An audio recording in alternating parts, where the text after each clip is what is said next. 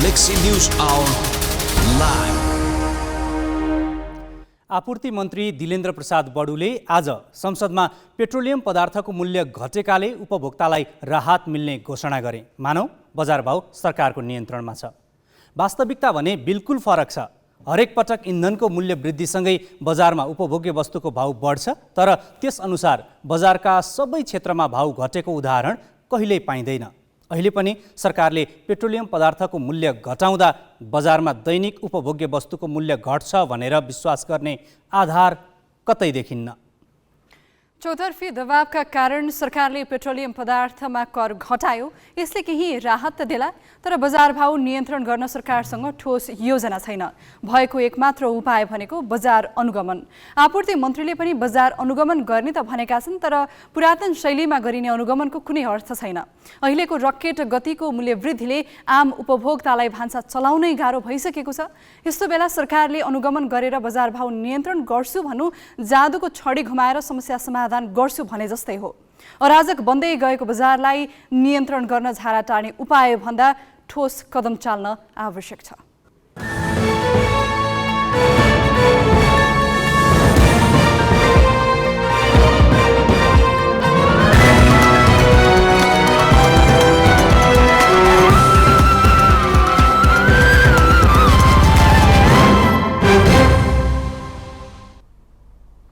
नमस्कार, यो हो ग्यालेक्सी न्यूज आवर। अब हेडलाइन्स।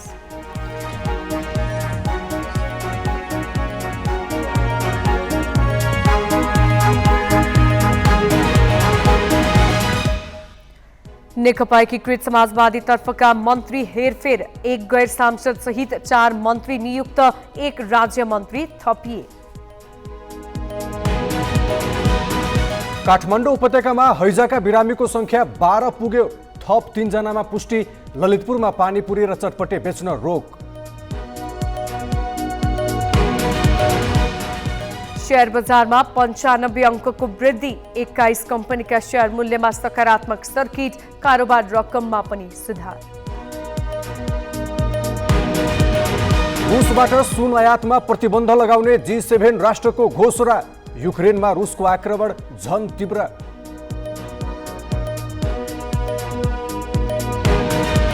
र 18 स्वर्ण सहित राष्ट्रिय एथलेटिक्स प्रतियोगितामा आर्मी बन्यो टिम च्याम्पियन। 9 स्वर्ण जितेको APF दोस्रो स्थानमा।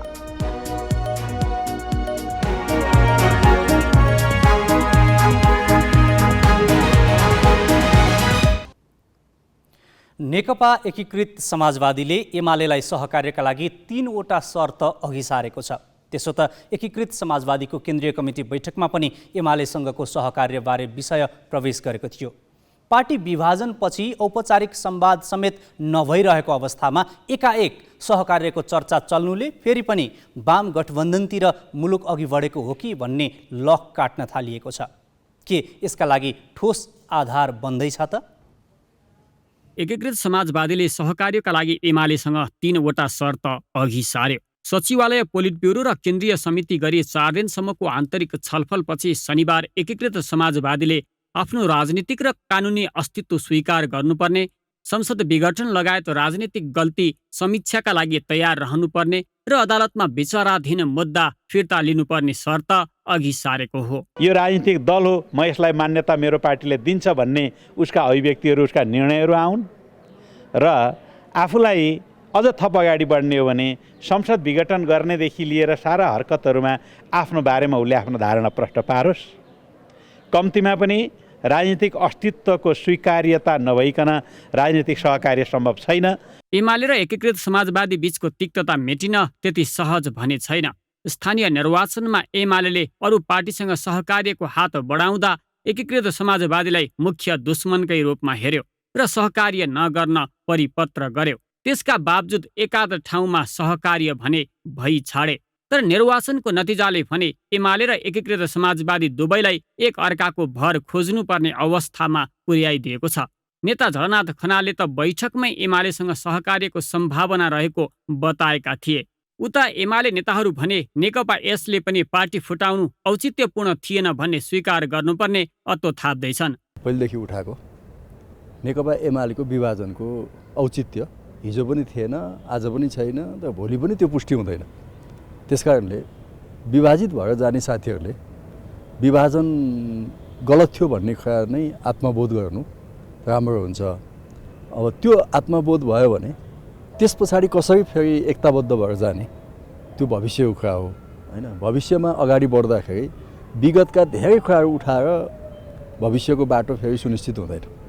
पहिलो कुरा आफूले आत्मसमीक्षा गर्नु पर्यो, आफूले त्यसलाई एउटा भनौँ न हिजोका गल्ती कमजोरीप्रति मनन गर्नु पर्यो, त्यसपछि अगाडि जाने हो। जहाँसम्म नेपालको कम्युनिस्ट पार्टीहरूको भित्र आफ्ना इगोहरू छन् हैन, इगो सबैले त्याग्नु जरुरी छ।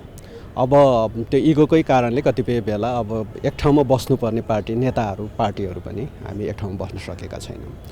त्यसैले अब त्यो सबै चिजलाई मध्यनजर गर्ने हो भने उहाँहरूले औपचारिक रूपमा ती कुराहरू आओस् र पार्टीभित्र त्यो बारेमा छलफल हुन्छ।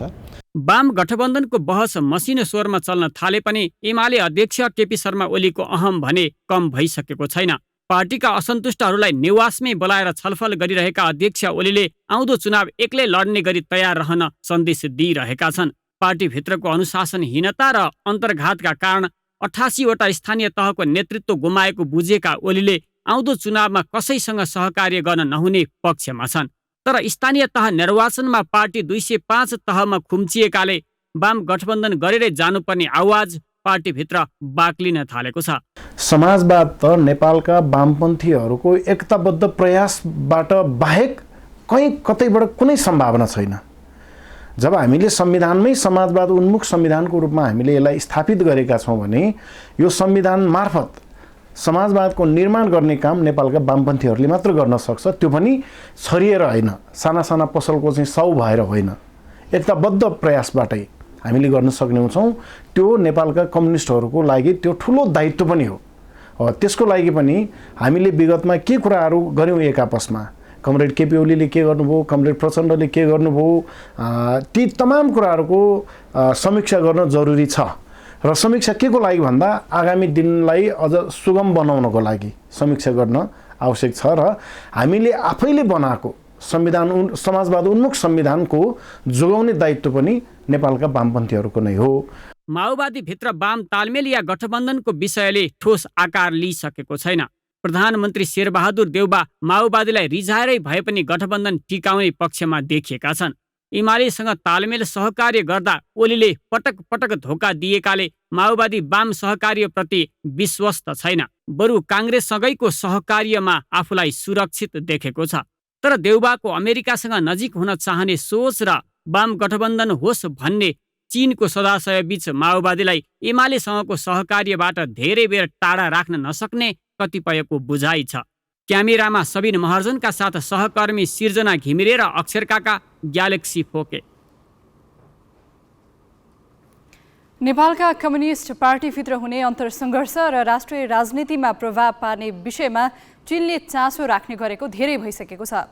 तत्कालीन नेकपा जुटाउनेदेखि टिकाउने प्रयासमा चीनको सक्रियता प्रष्ट देखिन्थ्यो। पछिल्लो समय पनि चिनिया कम्युनिस्ट पार्टीका विदेश विभाग प्रमुखले दुई ठूला कम्युनिस्ट पार्टीको नेतृत्वसँग भिडियो वार्ता गरे। यसलाई नेपालमा वाम सहकार्यका लागि चीनको सदाशयका लागि हेरिएको छ। चिनिया कम्युनिस्ट पार्टीका विदेश विभाग प्रमुख लिउ ज्यानचाओले नेपालका दुई ठूला कम्युनिस्ट पार्टीको नेतृत्वसँग छुट्टा छुट्टै भिडियो वार्ता गरे। नेकपा एमालेका अध्यक्ष केपी शर्मा ओलीसँग शुक्रबार वार्ता गरेका ज्यानचाओले माओवादी केन्द्रका अध्यक्ष पुष्पकमल दाहालसँग बिहिबार कुराकानी गरेका थिए। औपचारिक रूपमा त दुवै भिडियो वार्ता दुई देश बीचको सम्बन्ध र विकासका लागि भएको भनिएको छ र नेपालका नेताहरूले पनि यो भिडियो वार्तालाई खासै प्राथमिकता दिएर सार्वजनिक गरेका छैनन्। तर चिनिया कम्युनिस्ट पार्टीले भने आफ्नो वेबसाइट मार्फत भिडियो वार्ताका कुराहरू सार्वजनिक गर्यो। यो भिडियो वार्तालाई माओवादी केन्द्रले त सामान्य छलफल भनेको छ। अध्यक्ष कमरेड प्रचण्डको चिनिया नेताहरूसँग अन्तर्क्रिया भएको छ। खास गरी विदेश विभाग प्रमुख जो आउनु भएको छ नयाँ, उहाँलाई शुभकामना दिने, बधाई ज्ञापन गर्ने सन्दर्भमा भएको हो। र राजनीति हामी नेपालका पार्टीहरूले गर्ने हो। अरू कोही मित्रहरूले भनेर गठबन्धन गर्ने या नगर्ने भन्ने कुरो हुँदैन। हाम्रो राजनीति हामीले गर्ने हो। माओवादी अध्यक्ष दाहाल र सीपीसीका विदेश विभाग प्रमुख जियान चाओको वार्तालाई दाहालको सचिवालयले दुई देश र दुई पार्टी बीचका आपसी हितका विषयमा कुराकानी भएको भनेर अर्थ्याएको छ। तर एमसीसी अनुमोदनपछि नेपालको घरेलु राजनीतिमा बढी चासो दिँदै आएको चिनिया अधिकारीका पछिल्ला सार्वजनिक अभिव्यक्तिबाट झल्किन्छ। नेपालमा अमेरिकाको बढ्दो प्रभावले झस्किएको चीन नेपालमा आफूलाई सहज शक्तिको पर्खाइमा रहेको बुझ्न गाह्रो छैन। त्यसैले हरेक जसो वार्तामा चिनियाहरूले माओवादी र एमालेसँग सीपीसीको विचार र भावना मिल्ने जनाउँदै सहकार्यका लागि प्रेरित गर्न खोजेको पाइन्छ। अझ संघीय चुनाव नजिकिँदै जाँदा एमाले र माओवादीका दोस्रो तहका नेताहरू औपचारिक अनौपचारिक संवादमा जुटिरहेका छन्।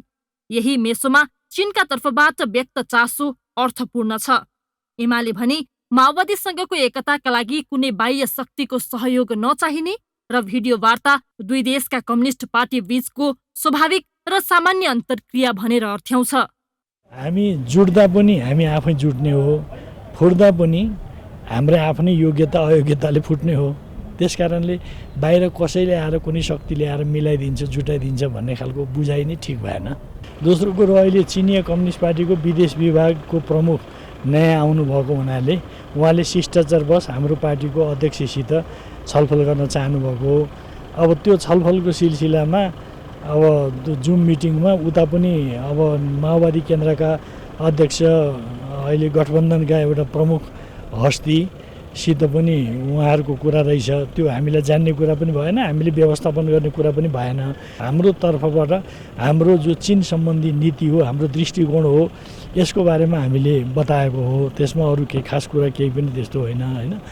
अब त्यो एउटा शिष्टाचारवश औपचारिक रूपमा गरिएको संवाद हो।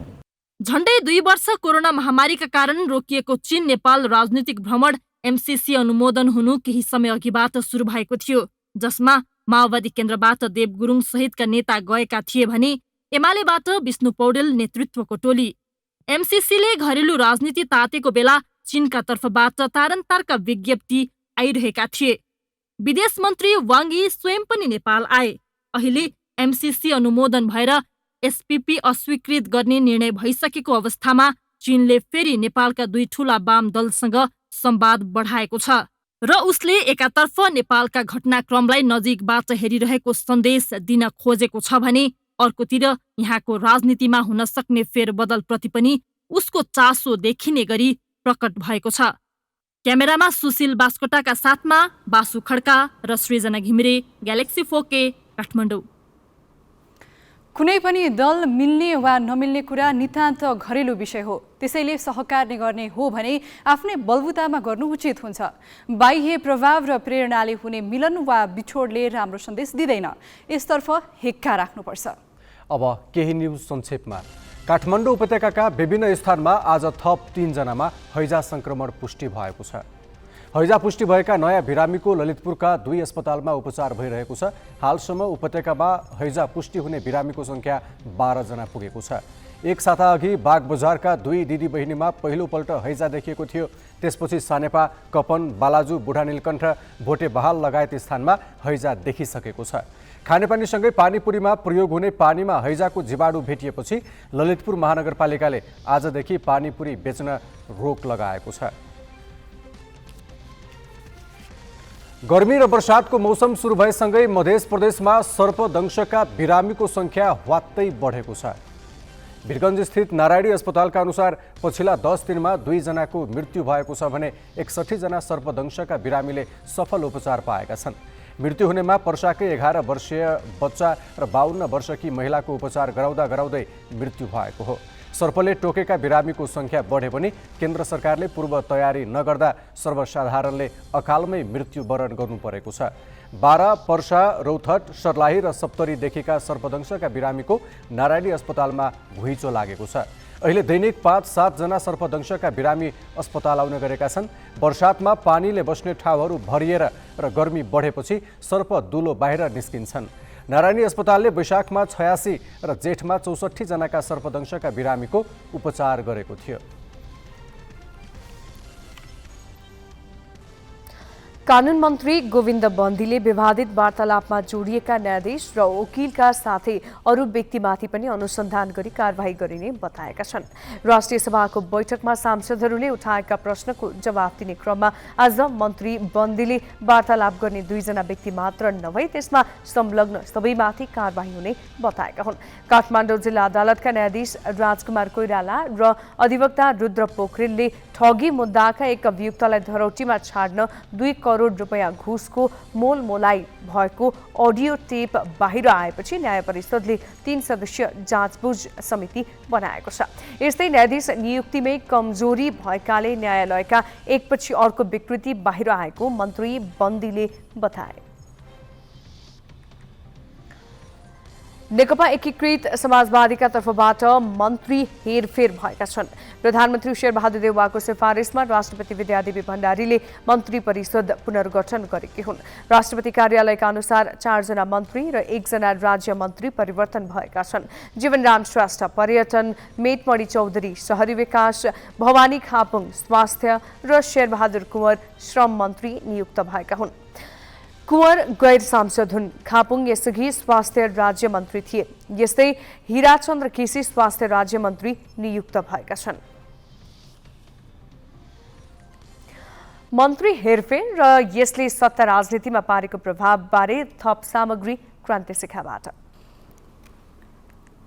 नेकपा एकीकृत समाजवादीका तर्फबाट मन्त्री भएका प्रेम आले र रामकुमारी झाँक्रीको विदायी कार्यक्रममा 2 फरक दृश्य देखिए।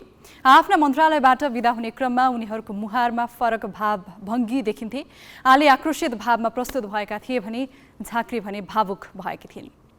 स्पष्ट वक्ता देश र जनतालाई प्राथमिकता दिई सधैँ काममा लागिरहे। मेरो 2टा बोली कहिल्यै भएन।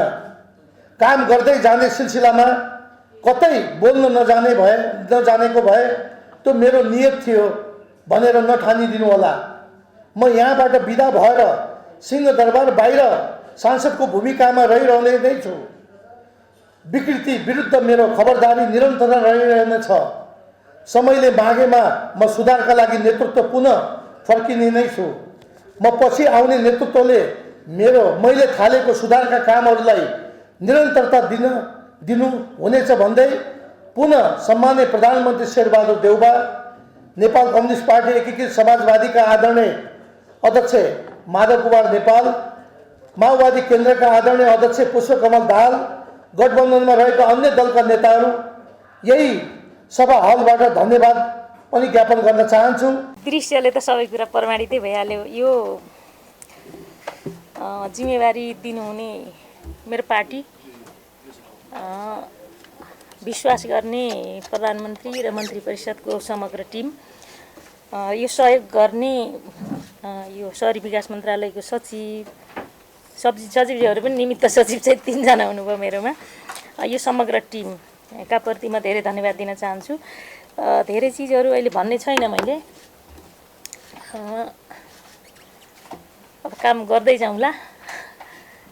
सबैलाई मैले धन्यवाद दिन चाहन्छु। मिडियाकर्मी साथीहरू, मेरो सचिवालयमा बसेर काम गर्ने साथीहरू, मलाई सल्लाह सुझाव दिने साथीहरू, यो मन्त्रालयगत हिसाबले सबैजना विकास आयुक्तदेखि इडीहरूदेखि लिएर बागमतीको अध्यक्षदेखि सबै टिमलाई म समग्रमा एकै ठाउँ भने आयोजना प्रमुखहरू, यो समग्र मैले जहिले पनि मन्त्रालयको टिम भन्थेँ किनभने मलाई टिमवर्कमा विश्वास पनि छ। यति नै भन्छु। अरू त खासै केही छैन।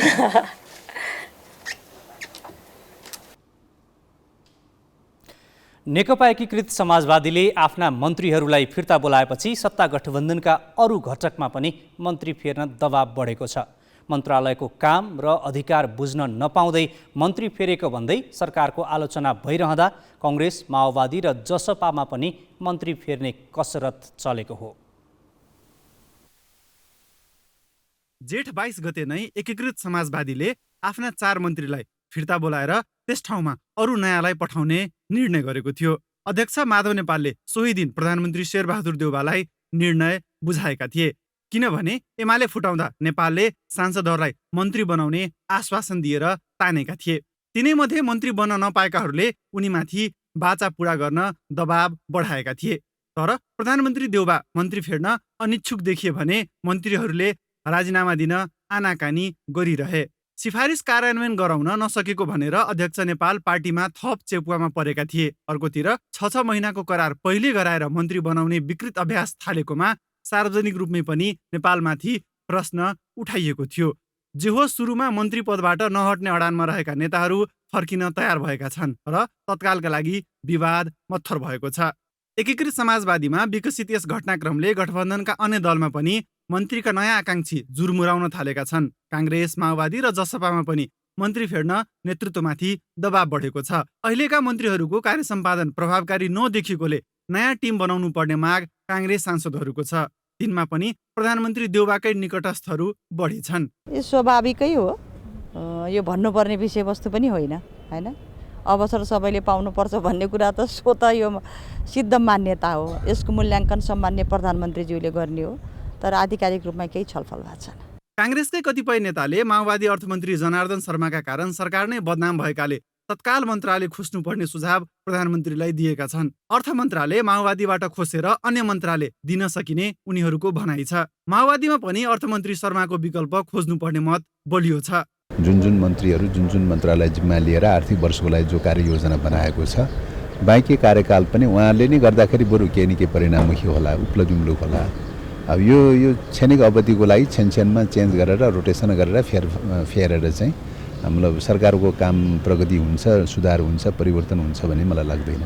जसपा फुट्ने क्रममा ठूलो क्षति रोक्नका लागि अध्यक्ष उपेन्द्र यादवले महन्त ठाकुर पक्षका सांसदहरूलाई मन्त्री बनाउने आश्वासन दिएका थिए। 6 महिनामा मन्त्री फेर्दा पालो आउने आशा गरेका ती नेताहरू अहिले यादवलाई पुराना बाचा सम्झाउँदैछन्। जसपाले अहिले 4 मन्त्रालय पाएको छ। बाबुराम भट्टराई खेमा मन्त्री फेर्नुपर्ने अडानमा छ। यसले उनलाई मन्त्रीका आकांक्षीहरू समेत साथ लिएर नेतृत्व विरुद्ध गोलबद्ध हुन सहज भएको छ भने यादव झन अप्ठ्यारोमा परेका छन्। अनि फेरबदल गर्नुपर्छ, सबै सांसदको माग हो कि फेरबदल गर्नुपर्छ। एक स्वरले जनता समाजवादी पार्टीका सबै मान्यजीहरूले भनिसक्नु भएछ बैठकमा कि मन्त्रीमण्डल फेरबदल गर्नुहोस्, किनकि पहिला पनि हाम्रो पार्टी अध्यक्षजीले वादा गर्नुभएको थियो कि 6 महिनापछि म हेरफेर गर्छु, नयाँ साथीहरूले पठाउँछु। त्यसकारण भोलि नयाँ साथीहरू जानुहुन्छ भने म पनि विश्वास लिएको छु। पार्टीले नेता व्यवस्थापन गर्न 6 महिनाको आलो पालोमा मन्त्री बनाउँदा पार्टीका सांसदलाई भाग त पुग्छ, तर यस म्यादी शैलीले सत्ता राजनीतिलाई झन विकृत बनाएको छ। शासन व्यवस्था सुधारको त के अपेक्षा गर्नु? क्यामेरामा सुशील बाँसकोटाका साथ सृजना घिमिरे र जितेन्द्र झा, ग्यालेक्सी फोके, काठमाडौँ। हुन त राजनीतिमा कुन व्यक्ति कति समय पदमा रहन्छ भन्ने खासै ठुलो कुरो होइन। एक दिन वा एकछिन मात्र पदमा रहे पनि उसले कस्तो छाप छाड्यो भन्ने मुख्य कुरा हो। तर यहाँ त काम गर्नका लागि होइन, बायोडाटामा लेख्नका लागि भए पनि पद चाहिएको छ। यो मानसिकता रहेसम्म राजनीति योगदान गर्न होइन, निजी लाभका लागि मात्र हुनेछ। अब केही न्युज संक्षेपमा। साताको पहिलो दिन आज शेयर बजार उच्च अङ्कले बढेको छ। बजार खुलेदेखि नै बढ्न थालेको नेप्से परिसूचक 94.92 अङ्कले बढेर 1956.98 बिन्दुमा पुगेर रोकिएको छ। आज 21 कम्पनीको शेयर मूल्यमा सकारात्मक सर्किट लागेको छ। कारोबारमा आएका सबै कम्पनीको भाव बढ्दा कारोबार रकममा पनि सुधार आएको छ। आज 2,19,61,00,000 रुपियाँ बराबरको शेयर किनबेच भयो। विकास बैंक उपसमूहको शेयर सबैभन्दा बढी 8.30% बढेको छ। त्यस्तै फाइनान्स, हाइड्रो पावर र व्यापार उपसमूहमा पनि 7% माथिको वृद्धि देखिएको छ। भारतमा बेचेर पनि फिर्ता ल्याइएको हात्ती काजल कलीको मृत्यु भएको छ। आज चितवनको सौराहामा 70 वर्ष उमेर काटेको बिरामी हात्तीको मृत्यु भएको हो। हात्ती बेच्ने व्यवसायीले भारतीय पक्षसँग पैसा बुझिसकेकोले फिर्ता ल्याइएकाले जिम्मा नलिएपछि हात्ती बेवारिसे बनेको थियो।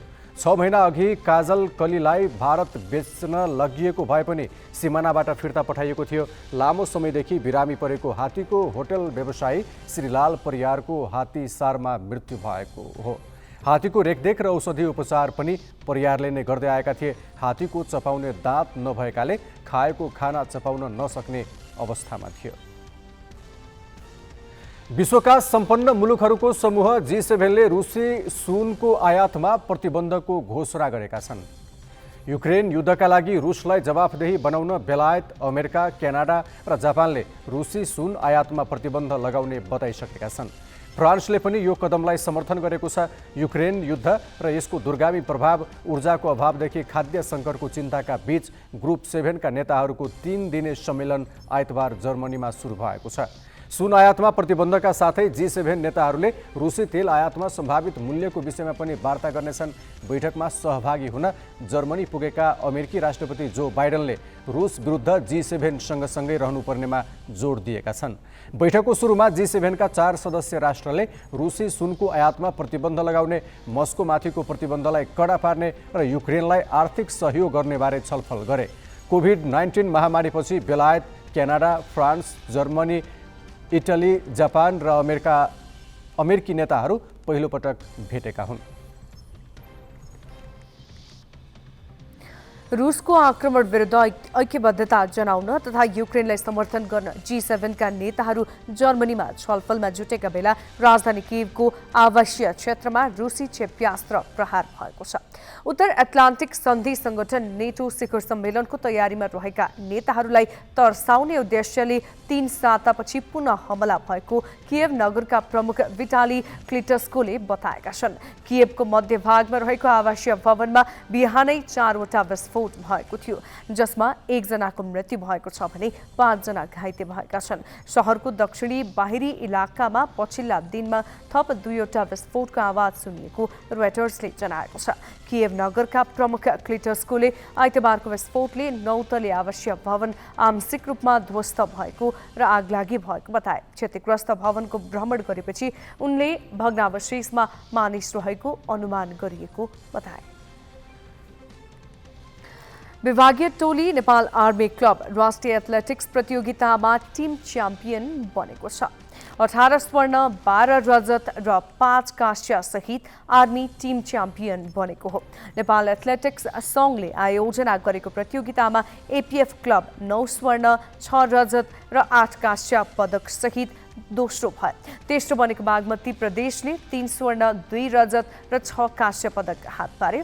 32 स्वर्णको लागि भएको प्रतिस्पर्धामा पुलिसले 2 स्वर्ण सहित 3 रजत र 4 काँस्य जित्यो। प्रतियोगिताको पुरुषमा एपीएफका शिवराज पार्की तथा महिलामा च्याम्पियन टोली आर्मीकी जयरानी थारू उत्कृष्ट खेलाडी घोषित भए। शिवराजले 3 स्वर्ण र 1 रजत हात पारे। जयरानीले 2 कीर्तिमान सहित 4 स्वर्ण र थप 1 रजत जितिन्। जयरानीले 100 र 400 मिटर हर्डल्समा कीर्तिमान रचेकी थिइन्। यस्तै आर्मीका जीवन थारूले पुरुषतर्फ 110 मिटर हर्डल्समा राष्ट्रिय कीर्तिमान बनाएका छन्। उनले 1 कीर्तिमान सहित समान 2 स्वर्ण र रजत हात पारे। नेपालले क्यानाडासँग 2 वटा एकदिवसीय खेल खेल्ने भएको छ। आईसीसी विश्वकप लीग 2 अन्तर्गत स्कटल्यान्डमा हुने श्रृङ्खला अघि तयारी स्वरूप नेपालले क्यानाडासँग खेल्न लागेको हो। नेपालले असार 20 र 21 गते एकदिवसीय क्रिकेट खेल्न लागेको हो। सो अघि नेपालले असार 17 गते ओन्टारियोसँग एकदिवसीय अभ्यास खेल खेल्नेछ। क्यानाडा भ्रमणबाट नेपाल सिधै स्कटल्यान्ड उड्नेछ। स्कटल्यान्डमा नेपालले लीग 2 अन्तर्गत घरेलु टोलीसँग 2 र नामिबियासँग 2 खेल खेल्नेछ। पहिलो खेल असार 27 गते नामिबियासँग हुनेछ। लीग 2 मा नेपाल 16 खेलबाट 15 अङ्क सहित तालिकाको 5औं स्थानमा छ। दोस्रो स्थानमा रहेको स्कटल्यान्डको 20 खेलमा 28 र नामिबियाको 14 खेलबाट 14 अङ्क छ। सरकार भन्छ महँगी नियन्त्रणमै छ, तर बजारमा अचाकली छ। कतिसम्म भने राष्ट्र ब्याङ्कको आँकडा र बजारको अवस्था समेत आनका तान फरक छ। यस सम्बन्धी थप सामग्री गौतम रेग्मीबाट। बिजनेस न्यूज का साथमा नेपाल टॉप सब ठीक ठाक। नेपाल टॉप सब ठीक ठाक।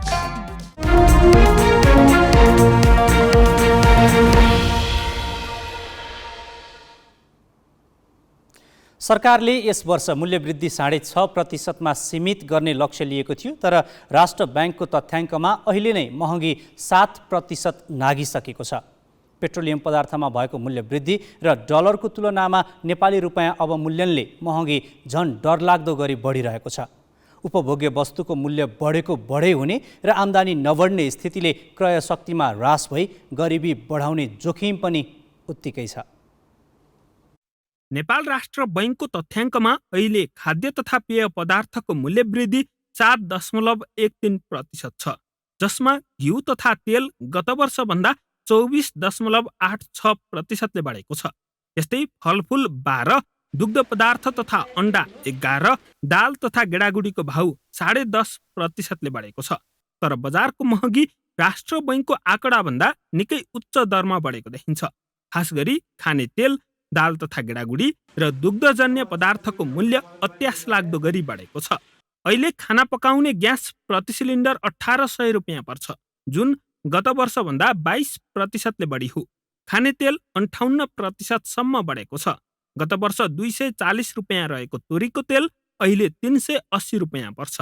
सूर्यमुखी तेल लिटरको 225 बाट 350 र बटमास तेल 210 बाट 330 रुपियाँ पुगेको छ। दालको भाउ 22% सम्म बढेको छ। गत वर्ष किलोको 140 रुपियाँ पर्ने मसुरोको दाल अहिले 170 र 155 पर्ने रहरको दाल अहिले 190 रुपियाँ छ। घिउ र चिनी गत वर्षभन्दा 33% महँगिएको छ। अहिले घिउ किलोको 1200 रुपियाँ पर्छ भने चिनी 100 रुपियाँ तिर्नुपर्छ। बजारमा अहिले चाहिँ धेरै अगाडिदेखिको चाहिँ भन्दाखेरि अहिले अलिकति अप्रत्याशित रूपमा मूल्य वृद्धि भएको चाहिँ हामीले पनि महसुस गरेका छौँ। तर यो मूल्य वृद्धि हुनुको कारण के हो, कसरी चाहिँ मूल्य वृद्धि हुन्छ, यो मूल्य वृद्धिको हुने चाहिँ वैज्ञानिक मापदण्ड के हो भन्ने कुरा हामी कहाँ सोधखोज कहिले पनि हुँदैन। राष्ट्र बैंकले तपाईँ अहिले चाहिँ बजारको चाहिँ डाटा निकाल्दाखेरि 22% भएको भनेर तपाईँले भन्नुभयो। तर बजारमा चाहिँ हामीले अनुभव गरे अनुसार 2077-76 चैत्र चाहिँ पछि कोभिडको चाहिँ लकडाउन भएको थियो होइन, चैत्र 18 गति 11 गतिबाट त्योभन्दा अगाडिको तेलको मूल्यको भाउ र आजको मूल्य भाउ हेर्नु झन्डै झन्डै तपाईँको 7% भाउमा फरक चाहिँ हामीले पाएका छौँ। अहिलेको मूल्य वृद्धि मुख्यतः बाह्य कारणले भइरहेको छ। खास गरी इन्धनमा भएको मूल्य वृद्धिको असर उपभोग्य वस्तुमा परिरहेको छ। इन्धन महँगिदा उत्पादन र ढुवानी दुवैको लागत बढेको छ। बजारमा जसरी मूल्य वृद्धि भइरहेको छ त्यही अनुपातको वृद्धि दर सरकारी तथ्याङ्कमा देखिँदैन, जसको कारण गरिबी बढ्ने र सरकारी राज्यका नीतिले बढी मार पर्ने समुदायलाई नछुने सम्भावना बढी हुन्छ। उपभोक्तालाई त अब बिहान ग्यास बाल्दाखेरि पनि ग्यासदेखि कराई बसेर तेल हाल्दाखेरि, भाँडामा चामल हाल्दाखेरि, अर्को भाँडामा दाल हाल्दाखेरि र त्यति गरेर त्यो गरेर पकाएर खाएर निक्लिँदाखेरि, चारुजिया त चढ्दाखेरि सबै कुरामा उपभोक्तालाई मारै मार्न परेको अवस्था छ। मध्यम वर्गको त गरिब भयो, यो निम्न वर्गले कसरी बाँच्छ? निम्न वर्ग जुन छन् त्यो चाहिँ वास्तवमा दिनमा म जहिले पनि भन्ने गर्छु 500,000 रुपियाँ कमाउने एउटा श्रमिकले कसरी पेट पाल्छ, बच्चा कसरी पढाउँछ, शिक्षा त्यतिकै महँगो छ, स्वास्थ्य त्यतिकै महँगो छ, कसरी औषधि उपचार गर्छ, अनि खान्छ के, दाल त्यतिकै महँगो, चामल त्यतिकै महँगो, ग्यास त्यतिकै महँगो, अनि बाँच्छ कसरी यहाँनिर? मूल्य वृद्धि यति धेरै हुनुको अर्को कारण अमेरिकी डलरको तुलनामा नेपाली मुद्रा अवमूल्यन हुनु पनि हो। राष्ट्र बैंकका अनुसार गत वर्षको तुलनामा अहिले अमेरिकी डलरसँग नेपाली रुपियाँ 5.5% अवमूल्यन भएको छ। यसले आयातित वस्तुको मूल्य झन बढाएको छ। क्यामेरामा जय तामाङका साथ चिरञ्जीवी भट्टराई, ग्यालेक्सी फोके, काठमाडौँ। बजारमा अचाकले महँगी बढेको र त्यो सरकारको नियन्त्रणमा नरहेको प्रष्टै देखिँदा पनि उद्योग वाणिज्य तथा आपूर्ति मन्त्री दिलेन्द्र प्रसाद बडु भने संसदमा अब मूल्य घट्ने दाबी गरिरहेका थिए। राष्ट्रिय सभामा मन्त्रालयगत बजेटको शीर्षकमाथि उठेका प्रश्नको जवाफ दिने क्रममा उनले महँगी नियन्त्रणका लागि बजार अनुगमन गर्ने दाबी पनि गरे। हामीले रोजगारी बढाउने, उत्पादन बढाउने, उत्पादनको उपभोग बढाउने नीतिगत र मूल नीति नै अहिलेको बजेटको हो र त्यस सन्दर्भमा हामीले गर्ने भनेकै के उपाय हुन सक्दछन् त? अब अहिलेको अवस्थाको भन्दा हामी 10 वर्षमा अगाडि पुग्नका निमित्त केही नीतिगत, केही समय र उपलब्धिलाई टार्गेट गरेर गरिने ढङ्गले हामी अगाडि बढिरहेका छौँ, तयारी भइरहेको छ। यो पारित हुने बित्तिकै मोडालिटी हामी तयार गर्छौँ, त्यसको निमित्त तयारी भएको छ। अन्तिम निर्णय हुन त्यसपछि एउटा आकार लिन्छ त्यो निर्णयले र त्यसका निमित्त हामीले अहिले चलिरहेका उद्योगहरूको क्षमता बढाउनु पर्ने आवश्यकता छ। कतिपय उद्योगहरू आफ्नो पूर्ण क्षमतामा चलिरहेका छैनन्। एउटा रिपोर्टले दिएको छ 60 देखि 70% को क्षमता मात्र उद्योगहरूले अहिले सञ्चालन ल्याएको छ। त्यो उद्योगको पूर्ण क्षमताका साथ चलाउनु पर्ला। रुग्ण उद्योगहरू जो अहिले बन्द प्राय छन् तिनीहरूलाई सञ्चालनका निमित्त उपयुक्त मोडालिटी बनाउने, उपयुक्त ढाँचामा तिनीहरूलाई सरकारले स्वयं वा सरकार र निजी क्षेत्रको PPP मोडेल वा त्यसभन्दा अतिरिक्त लामो लिजमा दिएर पनि चलाउने, निजी क्षेत्रले पनि चलाउन सक्दछ र सरकारलाई दिने राजस्व सन्दर्भमा हामीले यो नीतिगत बाटोमा जानुपर्ने आवश्यकता छ। किनभने मूल नीति नै हामी बन्द रहेका उद्योगहरू चलाउन सक्यौँ भने सबभन्दा पहिले त रोजगारीमै असर पर्छ, रोजगारी वृद्धि हुन्छ नै।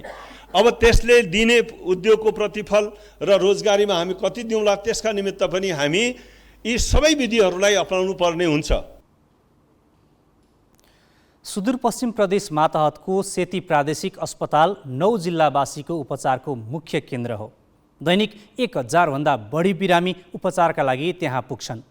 समयमा उपचार नपाउनु, उपचार नपाएर बिरामी फर्किनु, चिकित्सक समयमा नभेटिनु यो अस्पतालको पुरानै रोग हो। पछिल्ला दिन यो अवस्थामा केही सुधार आएको भनिएको छ। के साँच्चीकै अस्पतालको अवस्था र व्यवस्थामा सुधार आएको हो त कि पुरानै हालतमा छ?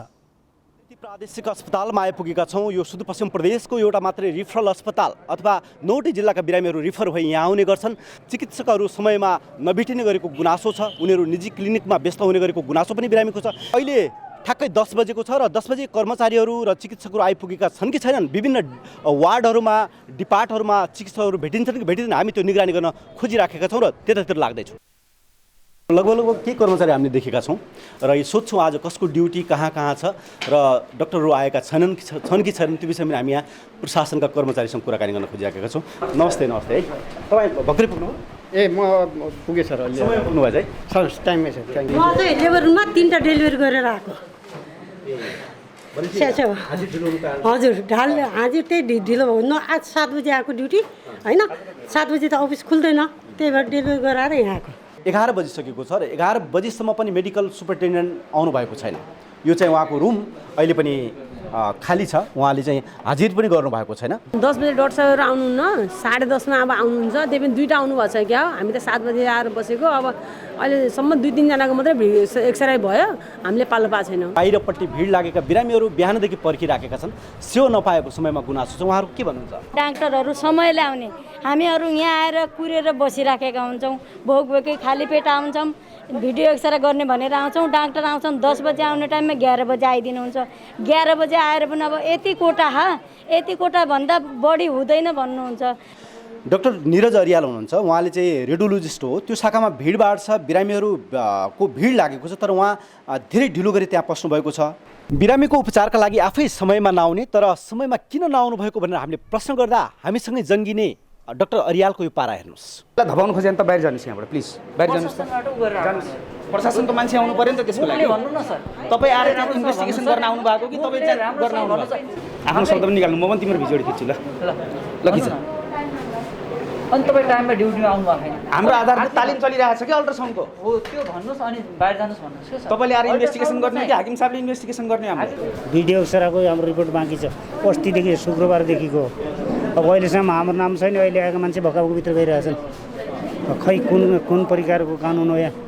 प्रशासनमा जाउने, प्रशासनबाट 12 नम्बरमा जाऊ भन्ने, 12 नम्बरमा डक्टर कहाँ जाऊ भन्ने। हामीलाई बिमारी, एक त हामी बिमारी पीडित छौँ, फेरि पनि हामीले यिनीहरूले हाम्रो थप बिमारीले थप दुःख दिने हो त भनेको हो कि होइन? प्रश्न भन्नु पर्ने नि त। बिहिबार आएर ब्लड दिएको सर होइन, बिहिबार पुरै दिन काट्यो, अनि शुक्रबार पनि पुरै दिन काट्यो। अहिले आएर यहाँ ल्याबमा जाँदाखेरि तपाईँको फेरि ब्लड दिनुपर्छ भनेर अहिले भर्खरै ब्लड दिएर अहिले दोस्रोचोटि आए। आखिर त्यो ब्लड कहाँ गयो त? ओजिटीवालालाई सम्पूर्ण जिम्मा दिएको छ। कार्यरत कर्मचारीहरू एकजना पनि भित्र छैन। ओजिटीवालाले तलको माथिको तल गरेर त्यो ब्लडै हरायो। यस्तो म जस्तो होइन, त्यहाँ हजारौँ जना अहिले पनि त्यस्तोमा छन्। किन भइरहेको छ त? अब यस्तो समस्या त नहुनुपर्ने। रिपोर्ट म त्यहाँको इन्चार्जलाई बुझ्छु यो कुराहरू होइन। तपाईँको कुराहरू यो गम्भीरता कुरा हो। रिपोर्ट इमर्जेन्सी कुराहरूमा यसरी नहराउनु पर्ने, यसरी के कति कारणले हराएर छ, म त्यहाँको इन्चार्ज रमेश साईले बुझ्छु। अस्पतालका थुप्रै समस्याहरू छन् र यी समस्या समाधानका लागि अस्पताल व्यवस्थापन समिति, प्रशासन र सम्बन्धित सबै निकाय प्रभावकारी रूपमा अगाडि बढ्न जरुरी छ। क्यामेरा पर्सन पुष्कर नेपालीका साथ हिक्मत रावल, ग्यालेक्सी पोके, धनगढी। करिब 3 वर्षपछि ट्र्याक एन्ड फिल्डका खेलाडी राष्ट्रिय च्याम्पियनसिपका लागि मैदानमा देखिए। अझ नेपाल एथलेटिक्स सङ्घ आफैले भने करिब 2 दशकपछि ट्र्याक एन्ड फिल्ड प्रतियोगिताको आयोजना गरेको हो। ढिलै भए पनि यस प्रतियोगिताले खेलकुदबाट पलायन हुन लागेका खेलाडीलाई पुनः मैदानमा फर्काउन मद्दत गरेको छ। प्रतियोगिता विहीन बन्दा निराश बनेका खेलाडीलाई यो प्रतियोगिताले छुट्टै खुसी दिएको छ। एथलेटिक्स अन्तर्गत ज्याभलिन थ्रोमा रोहित चौधरीले राष्ट्रिय प्रतियोगिता खेल्न थालेको करिब दशक हुँदैछ। यो खेलमा उनी पछिल्लो पुस्ताका अब्बल खेलाडी हुन्, तर उनले करिब 1 दशकमा राष्ट्रिय अन्तर्राष्ट्रिय गरी 4 भन्दा बढी प्रतियोगिता खेल्ने अवसर पाएका छैनन्। 3 वर्षपछि प्रतिस्पर्धाका लागि मैदान उत्रिएका उनले ज्याभलिन थ्रोमा स्वर्ण जिते। उनलाई स्वर्णभन्दा बढी खुसी प्रतियोगिता खेल्न पाएकोमा छ। नेपाली खेलकुदमा हेपिएको ट्र्याक एन्ड फिल्डका इभेन्ट्स नहुँदा खेलाडीलाई शारीरिक र मानसिक रूपमै निकै दिगदार बनायो। विभागमा नभएको भए यति बेला रोहित खेलकुदमा समेत हुने थिएनन्, किनभने करिब 3 वर्ष प्रतियोगिता बिन हुँदा उनले आफू खेलाडी हुँ भन्ने समेत बिर्सिसकेका थिए। कुनै पनि खेलाडीको एउटा टार्गेट राखेको हुन्छ। जब त्यो टार्गेटमा हामीले म्याच खेल्न पाएन भने चाहिँ अथवा गेम क्यान्सल भयो भने र भनेको समयमा हजुरको जो पनि मान्छे छ, अब हजुर मानु कि डक्टर हो, 3 वर्षमा कुनै बिरामीलाई उपचार गर्न पाएन भने त त्यो डक्टर हो भनेर बिर्सिन्छ नि सर। पाइलटले 3 वर्षमा प्लेन उडाएन भने त्यो पाइलटै होइन सर। त्यस्तै मलाई पनि फिल भएको थियो, 3 वर्षमा गेम नखेल्दाखेरि म खेलाडी हो कि भनेर बिर्सेकै हो सर। अब अहिले आएर यो गेम खेल्दाखेरि खुसी भएको छु सर। नेपाली एथलेटिक्समा यस्तो पीडा भोग्ने रोहित एक्ला खेलाडी होइनन्। 2067 देखि राष्ट्रिय प्रतियोगितामा प्रतिस्पर्धा गर्दै आएकी चन्द्रकला लम्गाडेको पनि पीडा समान छ। चन्द्रकलाले महिलातर्फ सटपुटमा 5 पटक र ज्याभलिन थ्रोमा 2 पटक राष्ट्रिय कीर्तिमान बनाएकी छिन्। सटपुटमा 8औं राष्ट्रिय खेलकुदमा बनाएको उनको कीर्तिमान कसैले भङ्ग गर्न सकेको छैन। यसले नेपाली ट्र्याक एन्ड फिल्डमा खेलाडीबीच पुस्तान्तरको गहिरो खाडल देखिएको छ। प्रतिस्पर्धा नहुँदा युवा खेलाडीको आगमन भएन, जसले गर्दा लामो समयसम्म पुरानै खेलाडीको कीर्तिमान रहिरहेको देखिन्छ। गेमहरू अलिक टाइममा गराएर अलिक राम्रो खेलाडीहरूलाई राम्रो खालको ट्रेनिङ दिएर थ्रोअर चाहिँ गुरु पायो भने अलिक राम्रो हुन्छ जस्तो लाग्छ। अहिलेसम्म मलाई पनि त अलिकति कम्पिटिसन गर्ने खेलाडी भइदिएको भए मेरो पनि त अझ अलिक बढ्थ्यो होला। मैले अझै गर्नुपर्छ, मलाई भए जित्छ कि भन्ने हुन्थ्यो नि त। अलि के त्यस्तो उयो छैन, अहिलेसम्म खेलाडी नै आउनै भएको छैन। 2072बाट एथलेटिक्स खेल्न सुरु गरेकी युवा खेलाडी जयरानी थारूले आइतबार सम्पन्न राष्ट्रिय प्रतियोगितामा 2 राष्ट्रिय कीर्तिमान सहित 4 स्वर्ण पदक जितिन्। 2076मा लुम्बिनी प्रदेशमा सम्पन्न 8औं राष्ट्रिय खेलकुदमा गरेको प्रदर्शनपछि खेल्नकै लागि आर्मीमा जागिरी पाएकी उनले 3 वर्ष यता भने प्रतियोगिता खेल्न पाइनन्। प्रतियोगिता शून्य भएका कारण उनी 3 वर्ष प्रशिक्षणमा मात्रै सीमित भइन्। अब उनी कम्तीमा हरेक वर्ष प्रतियोगिता भइदियोस् भन्ने चाहन्छन्। ट्रेनिङ गरिराख्यो तर गेम नभएपछि अब त्यस्तो ट्रेनिङ गरेको केही महत्त्व हुँदैन नि त। वर्ष भए पनि हामी अब यो इभेन्टमा प्राय गेम नै हुँदैन। अब वर्षमा भइहाल्यो भने खेलाडीको स्तर यस्तो छ भन्ने कुरा थाहा हुन्छ नि त। प्रतियोगिता अभावकै कारण राष्ट्रिय स्तरका 15-20 खेलाडी मात्रै रहेको फिल्ड इभेन्टमा नयाँ पुस्ताका खेलाडी आउन सकेका छैनन्। आशा गरिएका धेरै खेलाडी विदेश पलायन भइसकेका छन्। अन्तर्राष्ट्रिय प्रतियोगिता खेल्ने लक्ष्य कथा जस्तै बनेका बेला घरेलु प्रतियोगिता पनि शून्य जस्तै भए। यस्तो अवस्थामा जयरानी जस्ता नयाँ उदयमान खेलाडी पनि पलायन नहोलान् भन्न सक्ने अवस्था छैन। हामी ग्यालेक्सी न्यूज आवरको अन्त्यमा छौं। जाँदा जाँदै हेडलाइन।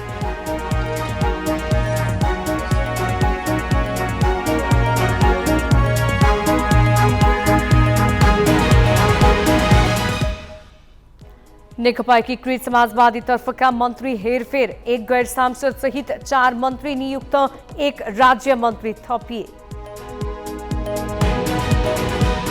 काठमाडौँ उपत्यकामा हैजाका बिरामीको संख्या 12 पुग्यो। थप 3 जनामा पुष्टि। ललितपुरमा पानीपुरी र चटपटे बेच्न रोक।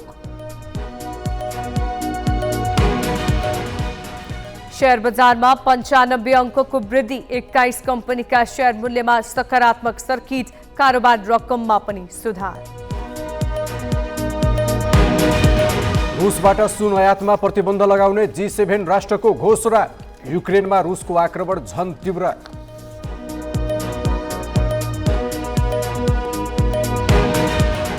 र 18 स्वर्णसहित राष्ट्रिय एथलेटिक्स प्रतियोगितामा आर्मी बन्यो टिम च्याम्पियन। 9 स्वर्ण जितेको एपीएफ दोस्रो स्थानमा।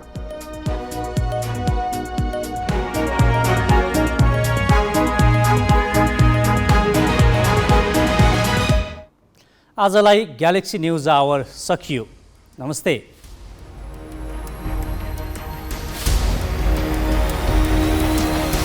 This is Galaxy News Hour Live.